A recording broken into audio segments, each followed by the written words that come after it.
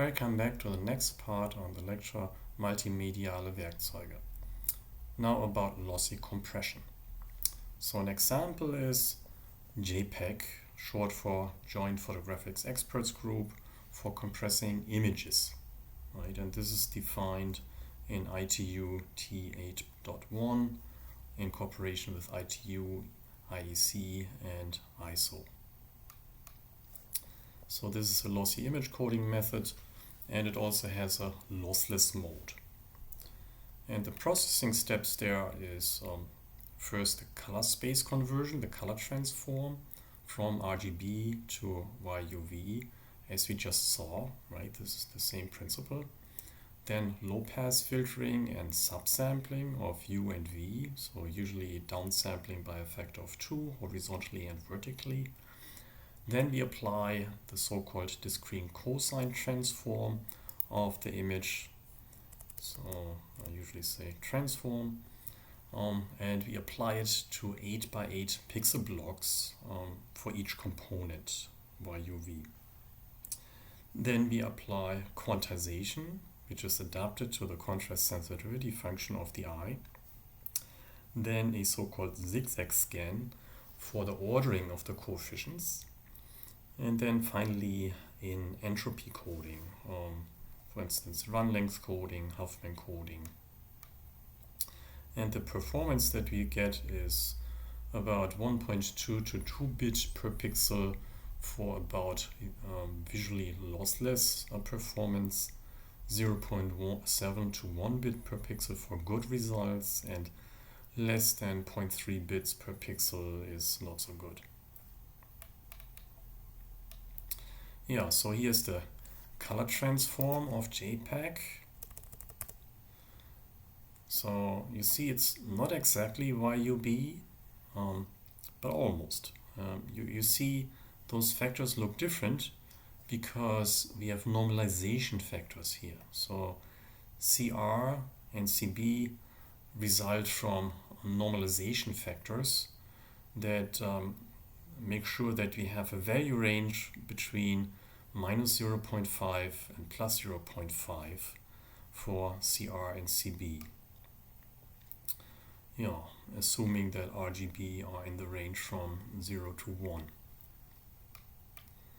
So next step in color coding is the low pass filtering. So smoothing, necessary for Nyquist subsampling, followed by subsampling, usually by a factor of 2, as I just mentioned, horizontally and vertically. And so this is applied after our color transform. So here's an illustration. After the downsampling, we have Y still in the full size. So this is the original size image, just the Y component. And then we have two smaller images for the CB and CR components. So here the edges are 1/2 of the original, so we have just 1/4 of the total number of pixels for each of those two color components compared to the original size. So that means we have a data reduction, a lot of data reduction without much effort, just by doing the color transform and the downsampling. Yeah, after that we apply the Discrete Cosine Transform, the DCT, and the purpose is to use further characteristics or limitations of the eye, the different sensitivities of the eye for different spatial frequencies, as we saw last time. Right, so here's an example again. We have stripe pattern, for instance, in the image, and imagine it's not really black and white, but more gradual. Then we have like a sine function for the brightness, like you can see here down here. So vertically is the brightness, the light intensity, and then it goes up and down like a sinusoid. Right? It never goes below 0. It's always above 0 because brightness is always positive. So it's kind of like a raised sine that we have here. And if we measure the degree under which we see those stripes, then we can label this axis as degree.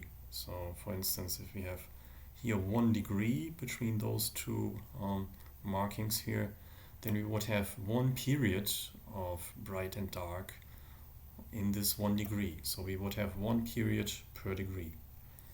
And here the same, right? We have 1 bright and dark period, and this is then 1 degree, right? And here is the next degree, and so on. So this is the place described by the angle. And that's why we call it spatial frequency, because it's not over time but over place. Yeah, so higher spatial frequency means we get a finer line pattern, and the eye has different sensitivities for different fine line patterns and spatial frequencies. This is what we already saw. This is the contrast sensitivity function. Here horizontally you can see the spatial frequency again in periods per degree. So degrees always depends on how far your eye is away from it, so you need to have a defined setup. And here you can see the curve for intensity, the Y component, and here the curve for color, the U and V component. And here you can see again that the maximum of the sensitivity here for the Y component is much higher than for the color components. So that shows that the eye has much higher resolution, can resolve much finer detail for the Y component than for the U and V component. And that's why we can afford to downsample the U and V components without affecting the quality after reconstruction so much. Yeah, and the reason for using the DCT for coding is that the DCT decomposes an image into different spatial frequencies horizontally and vertically, so that we can take advantage of the contrast sensitivity function. So basically this axis here is what we subdivide using the DCT, right? So imagine first subband goes from 0 to 1, next goes from 1 to 2, and so on, right? So then here we would be at subband number 10, and then we could control the quantization step size according to the sensitivity of the eye for different frequencies. So remember, the higher the curve, the more sensitivity the eye has. So that means if the curve is high, the quantization step sizes need to be low for high precision. If this curve goes down, then the sensitivity also goes down and the quantization step size goes up for less precision and fewer bits. Yeah, so how does the DCT work? Yeah, so let's start with a discrete Fourier transform. So let's call it transform. That assumes an infinitely long discrete time Fourier transform of the periodically continued finite signal. So if we start with a DFT is applied for a finite length signal. So here we have a start and here we have a stop. So for instance, this is a row of an image. It starts here and it stops here. And this is the intensity. So we have an intensity curve. So on the left side it's bright, on the right side it's dark. Right? Simple image. So when we apply a DFT to it, which is a very common transform, then implicitly we assume that we have this periodic repetition of the signal to make it infinitely long, because the discrete time Fourier transform is for infinitely long signals, right? So in this way we get an infinitely long signal from a finitely long signal. And now we can apply this discrete time Fourier transform to the signal, and we get the same result as the DFT for this short signal. So why do we do this? Because here we can see that this signal contains artificial edges, right? So here this edge is not really in our image, it's just from this periodification. And these jumps here represent artificially high frequencies, which basically gives us a bad spectral representation. So means we get less compression, right? So just applying the discrete Fourier transform for this purpose of applying the CSF would not be so good, because it gives us bad spectral resolution or representation. Yeah, so in either case we get a finite number of discrete frequencies, because we have this periodic signal, and something that is periodic has a fundamental frequency and harmonics, which means discrete frequencies. And this is also an important property for coding, right? We don't want to have an infinitely fine frequency to represent. So here we basically can focus on a few discrete frequencies that we then code using quantization and entropy coding. Yeah, so this is what I just mentioned. Those jumps from the periodization mean a deterioration of the frequency resolution. So what can we do to avoid those jumps? Well, we can do the periodization by mirroring the signal instead of just repeating it. This is shown here. So this is the real on the part of the image that we have here. This part from 0 to n, capital N. And then instead of just repeating it, we just mirror it. So this is the mirrored version, and mirror it again, and mirror it again. And also here to the negative side, we also mirror it. So now we get a nice smooth curve without artificial jumps. So this is important because now we can avoid those artificial high frequencies from the jumps and get a better spectral resolution or a better spectral representation. Yeah, and also in this way we get a function that is symmetrical, or a signal that is symmetrical around 0. Function signal that is symmetrical around 0. And that also has important consequences. The discrete time Fourier transform has only real parts because of the symmetry. The imaginary part becomes 0 because of this even symmetry. Because the DTFT has the real part with cosine as transform kernel, and the imaginary part with a sine as transform kernel. And if you have now a sine on top of it, here you have the positive part of the sine, and on the other side you have the negative part, and then they cancel because of the even symmetry of the signal. Right, so all the sine components cancel because of the symmetry. But for them to cancel, we need to really have a perfect symmetry around 0 here. And to make sure that we obtain this perfect symmetry, we need actually to shift this pixel grid by half a pixel. Right? Yeah, so to make it exactly symmetric, the pixel grid is offset so that the position 0 lies exactly between 2 pixels. That means we have an offset of 0.5 pixels. But observe, the mirroring makes the period length of the periodic or periodified signal twice as long, which means we get a twice as fine frequency grid with twice as many frequency values after applying the DTFT.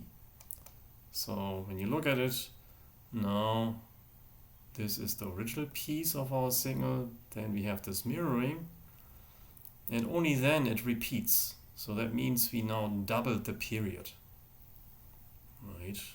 So that means we have twice the frequency grid after DTFT. Right? The fundamental frequency that we obtain in this way is only half as high. And also, accordingly, the harmonics are twice as dense.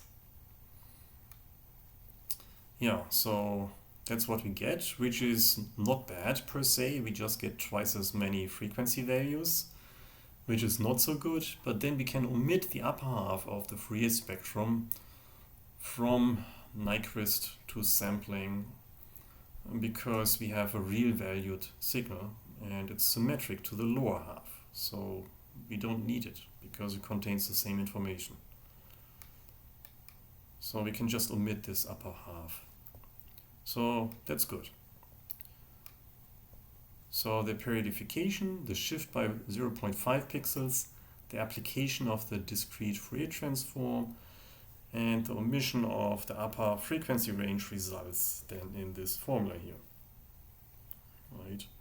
So here you can see there's this shift of half a pixel. Here's the 2 pi from the DTFT or the DFT. Here is the 2n from doubling of the period length. So you can see the 2 cancels here. So that's nice. And originally this we would have a frequency index here which goes from 0 to 2n minus 1, but we just omit the upper half. So we just have a frequency index going from 0 to n minus 1. And originally the sum would also go from 0 to 2n minus 1, but since the upper half is again a part of this cosine and it's symmetric, and this sum goes only to n minus 1. Yeah, so capital N here is the length in pixels of our image block that we want to transform. X of n is the pixel value at position n, and the result here, this yk, is spatial frequency samples. So instead of having pixel values, we now have spatial frequency samples with the index k. So instead of having a space index n, we now have a frequency index k. Yeah, and there are actually several types of DCT, and this particular DCT type is called type 2. Yeah, so what we just derived, we can also test using Python. So we simply take a simple example, a signal x, which consists of 4 values, 4 pixels, and they form a brightness ramp. So here the numbers from 0 to 4 and times 1.0 to make it a float, right? So maybe you can just try it here in a terminal window. Let me try this one here. I can view and open in terminal. Make the font a little bigger. And then we say IPython minus pylab. So now we started IPython. Pylab includes NumPy and matplotlib for plotting. And then we can start with importing the FFT pack, which contains the transforms. So here, copy and paste it. SciPy FFT pack. Here we make our signal, the brightness ramp. Copy, paste. And now we can see what's in X. So it's just numbers from 0 to 3 as floats. And then we can apply the FFT to X. So just see what happens if we would apply the FFT. What we would get, basically we see that it's not so great. Oh, wrong window. This one here. Paste. So this is what we get, right? So this is the complex valued coefficient for k equals 0, here for k equals 1, k equals 2, and k equals 3. So this is also a characteristic for the FFT. We get complex values, which is not so convenient, right? Dealing with complex values, especially when you have pictures, might not be so great. So now we try the same with DCT. So FFT pack, fortunately, also has the DCT as a function built in. And by default, this DCT is of type 2.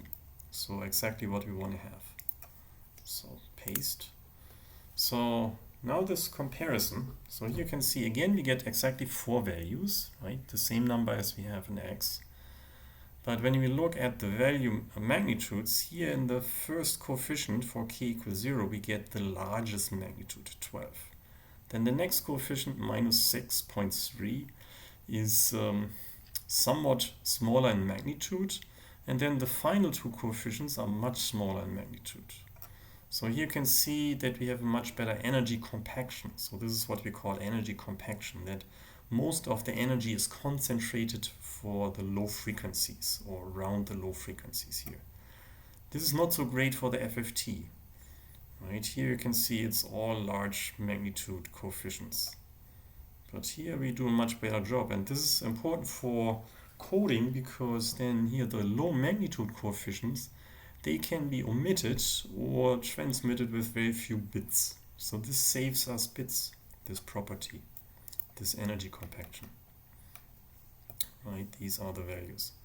So here we have the energy compaction in the first 2 coefficients. Okay, so the next example, we can implement the DCT type 2 of length n in Python using an FFT of length 4n, like we did above in our derivation, right? So derivation. So it was not the code, but the derivation. So basically what I'm trying here is to make a fast implementation like SciPy FFT pack already has built in, right? And this is basically how the FFT pack is doing it. So again, we import this library, this time give it a name FTP.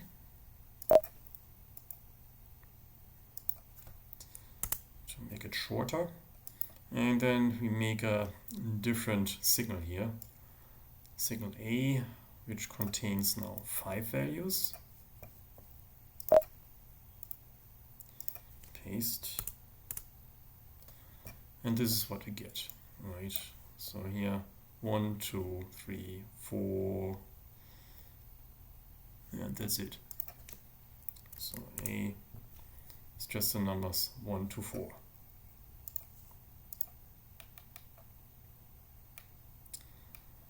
Okay, so now we can try to implement the DCT2 using the FFT.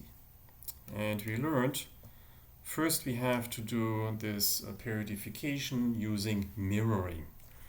And how do you do mirroring? In Python you do it by reversing the order. So this notation means we go from beginning to the end. So if there's nothing, it means beginning. If there's nothing in the next step, there's the end. And then the final index is the step size. And here we have the step size of -1, which means it counts down. So here aref is just the reversed version. So let me just copy it here. Copy and paste. So here let's check aref.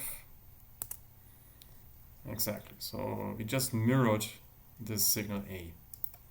And then we stack them, put them one after the other.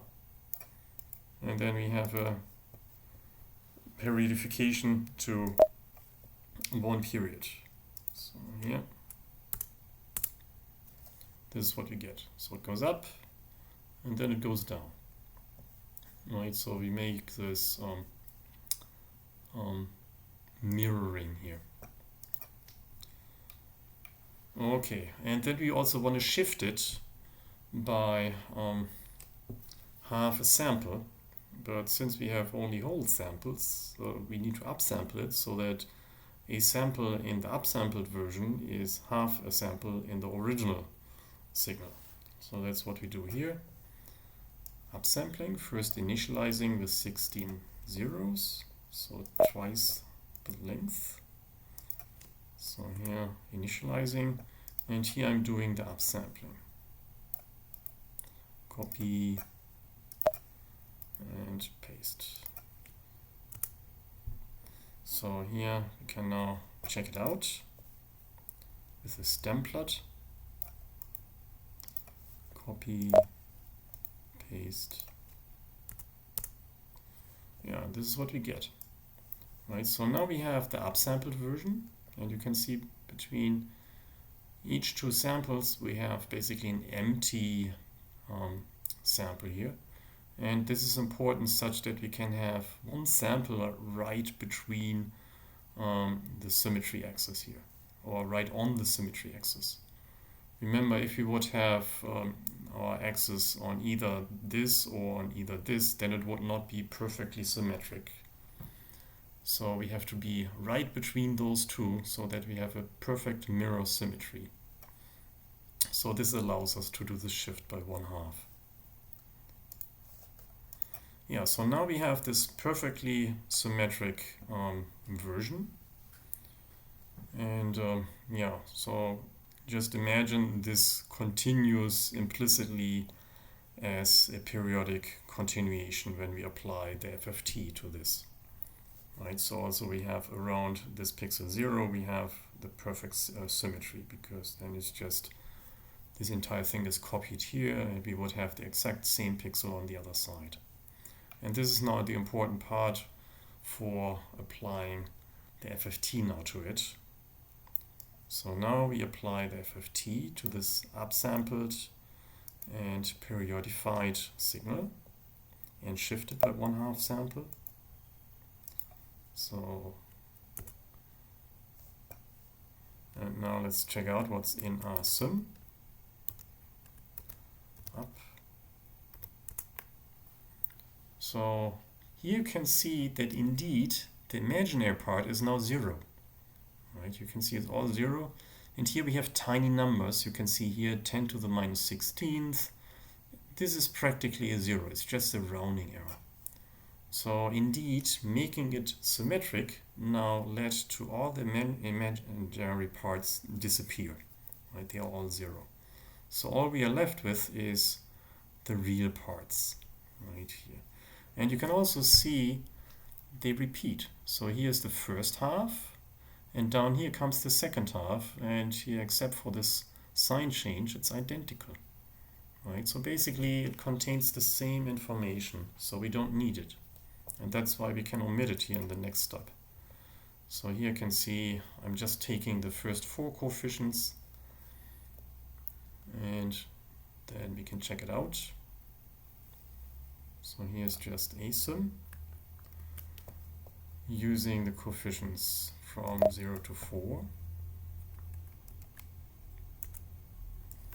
Yeah, notice that this looks more numbers because we have all the imaginary numbers here too. So a sim now has just the real parts and the first half. So basically these numbers here. This, 20 -6 -0.4. Yeah, so here 20 -6, 0, -4. Right. So now we can compare it with a DCT2 from FFT pack. So apply it again here.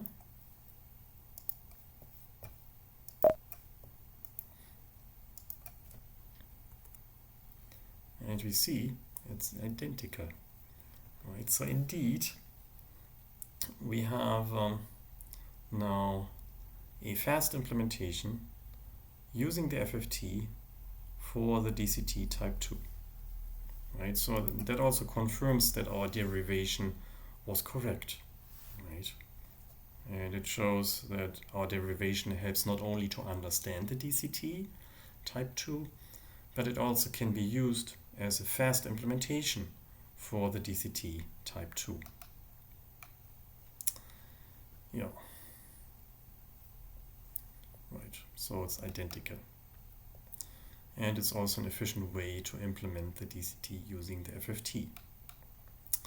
Okay, so what about the 2 dimensions that we have in an image? The answer is the DCT is successively applied to the rows and columns of an image. This means first we replace each line or each row, let's call this a row,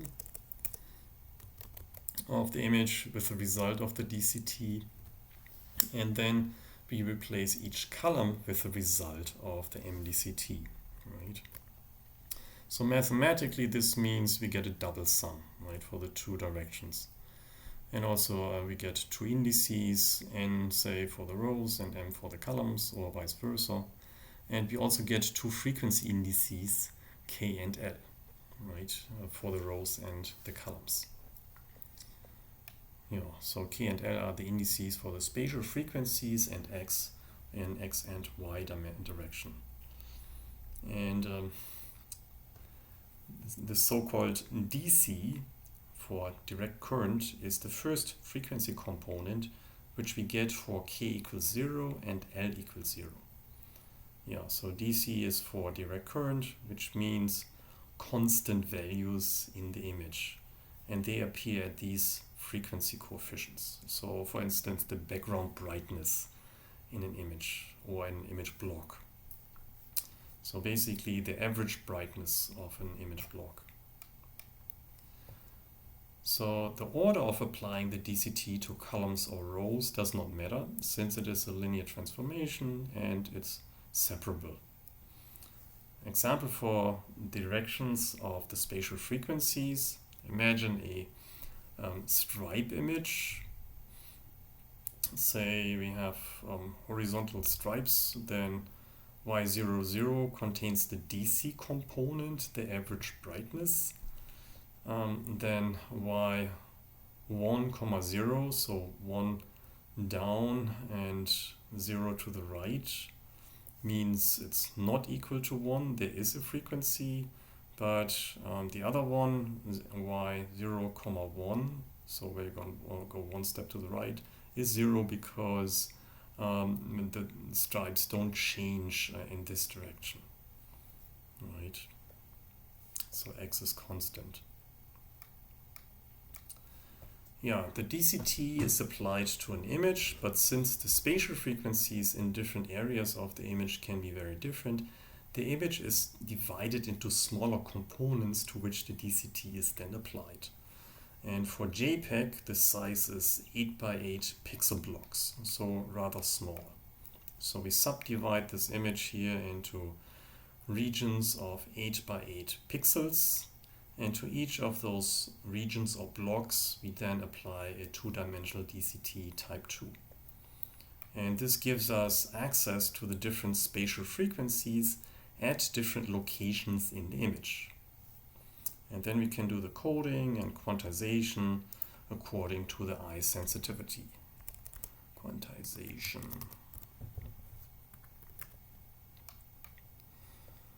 Yeah, and also note, using those small 8 by 8 blocks, the spatial frequency at 0, 0 is quite wide. So there should be a comma, and still reaches the maximum of the contrast sensitivity function. So if we have small blocks, that means we just have 8 bands horizontally and vertically, and if we subdivide our entire frequency range in just 8 bands, then each band is very wide. And that also means the first band is very wide, and it reaches up to the maximum of the CSF already. Yeah, so it's not great, but that's the way it is. Yeah, and that means y00 must also be quantized finely, meaning it needs a lot of bits. But for example, y of 7,7, let's say that can be more roughly or more coarsely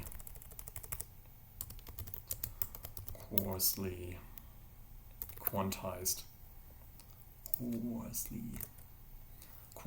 or even omitted, because it contains only the finest patterns in the block to which the eye is less sensitive according to the contrast sensitivity function. I guess I don't need the dots here. Yeah, that means the maximum of the CSF is in the low spatial frequencies components of the 8 by 8 block, which we need to find, which we need to encode with the most bits. And then towards the higher spatial frequencies, we can spend fewer and fewer bits. Okay, and that leads me to the end of this set of slides. Thanks for your attention and see you next time.